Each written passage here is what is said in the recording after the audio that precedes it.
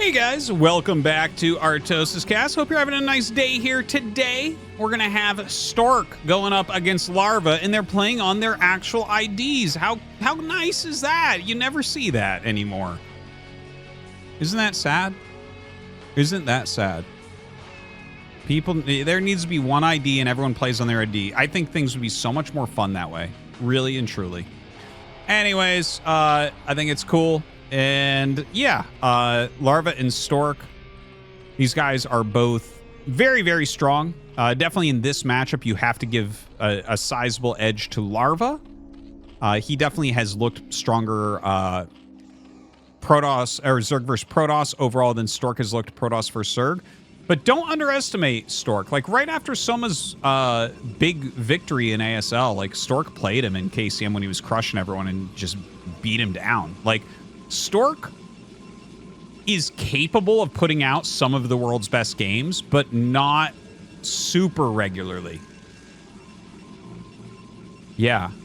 He's like, he absolutely can play at the very top level. He has championship level games from time to time, but it's just like, it's a bit inconsistent.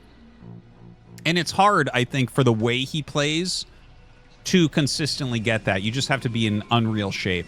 And the thing is, you see it when he puts out those games, like things kind of go his way. He kind of predicts everything right. He macros well. He moves well.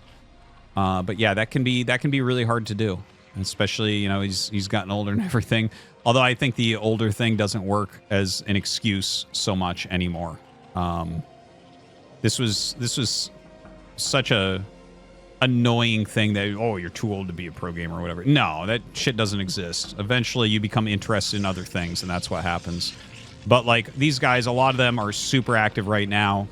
Oldest, everyone. Did you know that today everyone is the oldest they've ever been? Isn't that crazy? I was literally going to say something like that, and then I realized how stupid it is as a statement, so I said it anyways. Yeah. Like, yeah, all these pros are the oldest they've ever been. So, like, yeah, and they're all better than they've been. So there you go. There's the proof. Okay, anyways, whatever. We're on Dominator here. Fun map. Let's see how it goes down. So it was a pool first here from Larva. I don't think he's able to get anything done, really. You're going to have to pull a few probes to block this correctly. Yeah, he's pulling those probes now.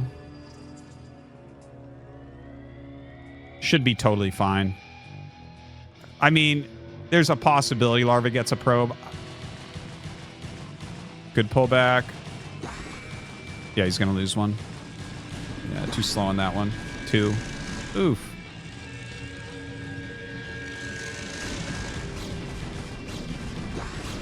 If he got the Overlord, it would all be fine. Like, that would be totally worth then. He's just barely not going to, unfortunately.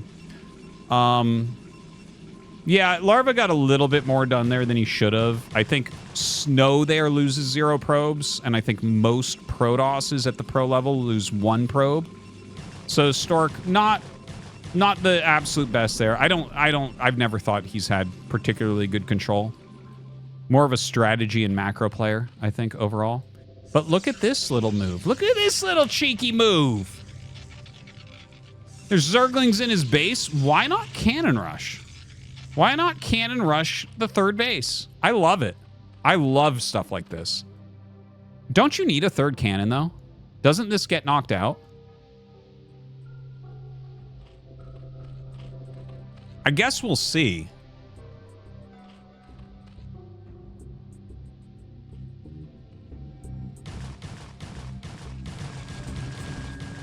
I'm pretty sure you needed the third, but I could be wrong on that. Actually, Larva's not making that many links. He might actually just look at this and say, that's okay, you can have it. Like, the cost of this stuff is the same as the hatchery anyways, basically. Zealot getting in. And he is going to have to deal with that first. Oh, that micro was really good for a minute. Almost saved the drone. Yeah, Larva going to give up that third hatchery. I love moves like this, really. I love people finding a way to punish someone that's being a little bit greedy. It's like Larva put on a little bit of pressure at the Lings, and then he's being super greedy behind only droning and making a third. And then Stork's like, no, I got a probe on the map. I can mess with this. And he kills the base. Like, even though the cost of this and the cost of this is about the same, this is way better for Stork than it is for Larva. This is like real damaging for Larva. Whereas for Stork, it's like, yeah, he slowed down his stuff, which would put him behind if he hadn't killed it. But he did kill it, so he's good. It's set, right? Like this was net positive, big net positive. All right, Zealot coming down, second Zealot coming down. Might want to group those, but maybe he wants to run one past and then run the second in. Could be. Stargate is on the way for Stork. Plenty of Lings to deal with this, unfortunately, for Stork. Should be able to just surround this and kill it off right away. Some decent micro overall, but isn't going to fare all that well. Only a single photon cannon. You will have another Zealot popping out to choke that up. Ah! And here we go. Double Stargate. So the meta from a few months ago coming back out here for Stork. He might be correct that Larva wants to go mutas too. It makes sense in a lot of ways, okay? Because you don't need that many larva to go for larva. You don't need that many hatcheries or anything, right? Like you don't need that much production to go for mutas. And he killed the third base. So like switching into hydras doesn't really work here. You can't do a play where like you go for some Scourge and then you go into you know, like mass hydra from there, because you don't have the economy and you don't have the production right now. So like this is a good middle ground where you're like, yeah, okay, I'll open muta. You know, I can still do that. I can still get something done with that. So Stork actually correctly anticipated this and went for 2 Stargate Corsair. So this is what I was kind of talking about, where when Stork is playing well and like predicting well, he's pretty crushing. Like he punished this and now is punishing the best follow-up that could occur. It's a good read, and it's going to work out really well for him. Now, this one Corsair flying through, it will get picked off by the mutas. You're not likely to save this Corsair. You'd have to really screw that up. But at least he sees that his Corsairs are going to be useful. He'll probably turn this around and fight him here. Get a shot or two. No? Okay. Well, he brings him as far out of position as he can. Citadel on the way. Additional photon cannons coming up. And, of course, he stuck this back there on purpose so that he can group up his Corsairs with it and keep them stacked. That +1 flyer attack still on the way. Quite a few mutas coming in. The mutas will probably target down this Zealot right away, and he'll run into Lings. It's a really good strategy. See? Targets the Zealot. But the Corsairs come out. The double cannon definitely being helpful here. He does bring some probes down to fight. But the Lings can kill a lot here. Okay, he kills off all the mutas. But the Lings now have killed 2 of the cannons, and the Corsairs do not shoot down. It's time to make a scout. He's going after the Forge. Oh my god. Okay, a Zealot comes out here. He's trying to make some more cannons. He has 2 here, so that's pretty good.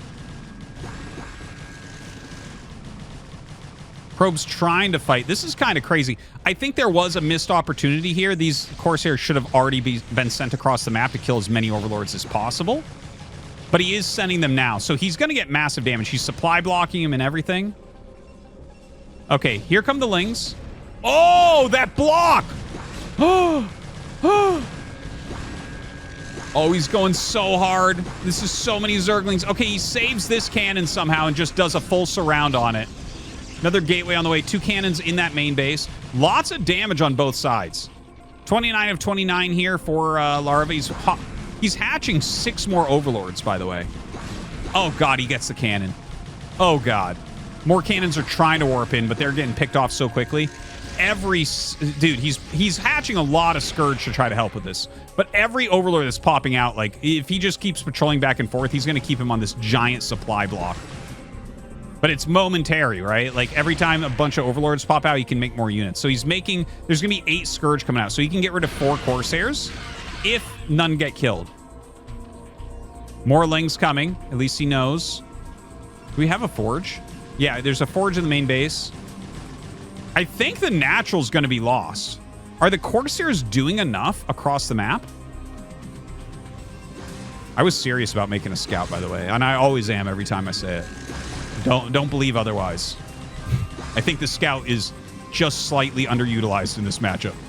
But this is exactly the type of situation a scout can be good for. You just fly a scout here and sit it over the mineral line.